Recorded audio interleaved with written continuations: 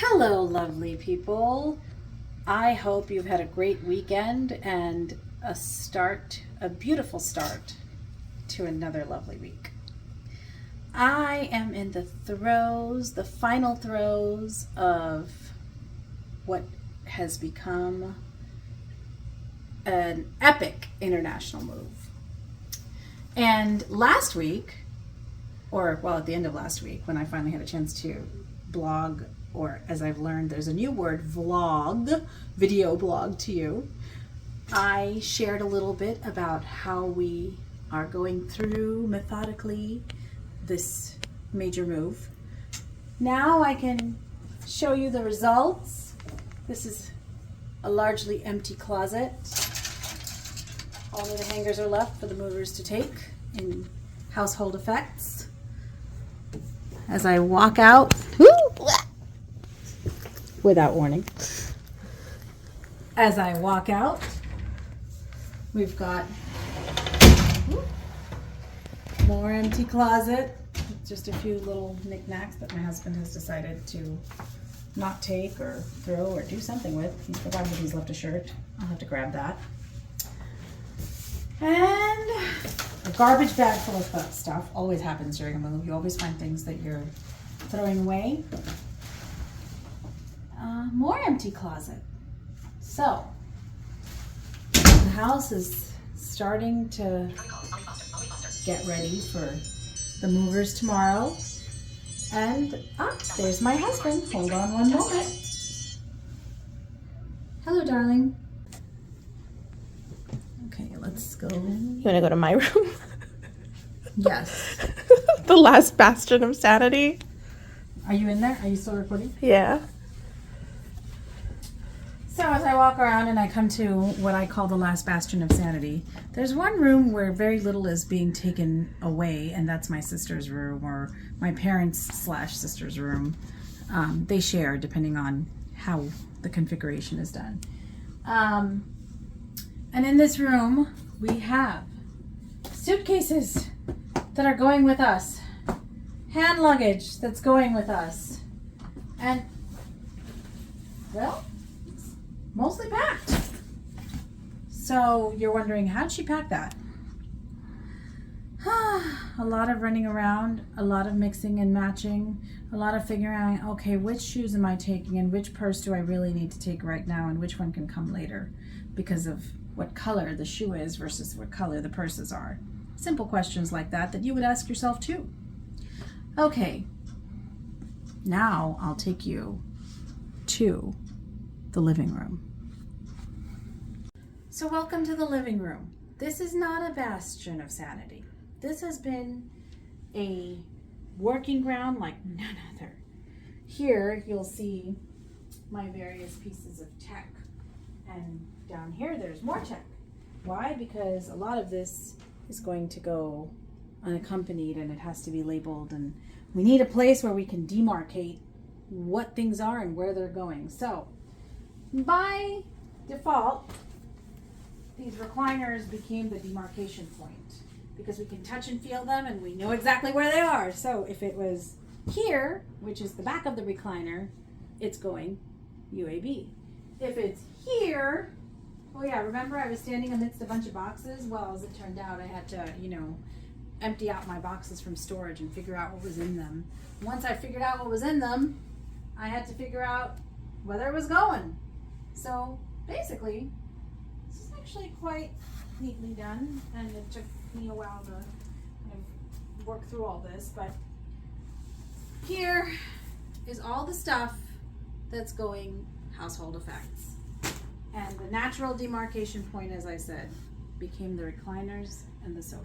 And the coffee table. Yeah, if it's on the sofa and the coffee table and, in front of them, this is where it's going. And if it's behind them, then it's going a different way. And that has been just a taste of my weekend. How has yours been? I can't wait to hear. What's the moving process like for our family? Well, let me give you an example. I'm taking a lunch break. In my hand is a delicious yogurt parfait. See? Very nice, right? Nicely contained, all of that. However, I want to sit down and eat this, but I have no space because there are literally things all over the dining table. The reason they're on the dining table is because I had to touch and feel and decide what I wanted to take and what I didn't want to take, and then I had to make sure they were in a place where the movers could pack and label them. Well, not label them, sorry, pack them. I've labeled the whole table as going with me as household effects. As you can see, there's no table space and there's no chair space. So then we find a spot in the kitchen, right? That would be the next logical step. But in the kitchen, our counter's covered with all kinds of things. Boxes, returns, and things we're not taking. The stove seems to be a nice clear spot. Maybe I'll eat there. So continuing to answer the question, how does a blind family pack up? My husband is currently looking for something of mine while I am sitting on the floor sorting through what are a combination of papers and binders, emergency binder that we always carry with us with our important documents like copies of our passport, you know, things like that. Other binders that we might want to carry with us that relate to my work or that might relate to something that we need to have access to, like our health related documents. And sometimes I'll label things in Braille and in Braille dots. So that's what I'm currently doing. And that helps me identify really quickly what the item is. I don't do it for everything, but I'll definitely do it for important things I put in sheet protectors and sometimes the rims of binders.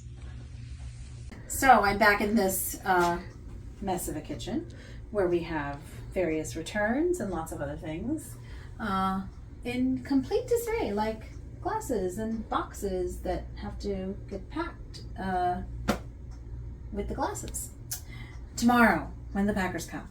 But for now, I am, with some of the things that are still available to me, making a tray. It has a leaf and these little two things symbolizing beetle net, right? What's it called? Beetle leaf bun. Beetle leaf. It's called a beetle leaf. And then I have a silver coconut because today is, according to the Islamic calendar, my sister's birthday. So despite the move, we are still keeping to certain traditions, and we are going to perform a little ceremony, which is to circle her head 7 times with a coconut. So here I'm putting together a silver coconut with an apple. So, you know, some things don't change just because we're moving. And we're managing to get family traditions accomplished and kept to despite the move. So here is my attempt at putting together this coconut, which is not cooperating with me. It was cooperating earlier. Aha, there we go. Victory. Look at that. Okay, and now I'm looking all around for chocolate, and I know I kept some. Aha, in here. See, I kept some chocolate ready to go just for this moment because I knew that I was going to need chocolate to put in the tray to make it decorative. And also because before we circle her head and then bong it gently, we give her a piece of chocolate and she gives us one too. There you go.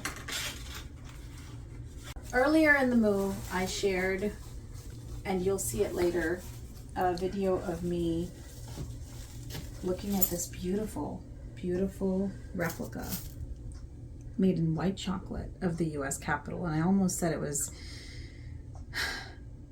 almost inappropriate to eat because it's so pretty.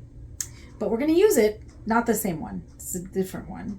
I was given another trinket by the hotel at which I'm staying, which is this. They leave us chocolates from time to time, and today they left us, because they know how much I love this, a Capitol filled with chocolate So I thought, let's add this to the tray and make it festive and pretty. And then there's a little, I don't think they knew it was her birthday or that I was celebrating a birthday, but they left a little teeny bit of chocolate as a hello, welcome to Monday. So I've got some chocolate to add to the tray. And now look, isn't this pretty? Oh, it's rolling around, but other than that, it's pretty. All in the midst of an international move. Okay, so there's always documents that you have to carry with you. Like maybe you have tax documents that you might need, or maybe your health insurance documents. Well, life is no different for us, so here are the documents, and I am fitting them into this bag. And look, my parents have arrived. Looks like they're moving on.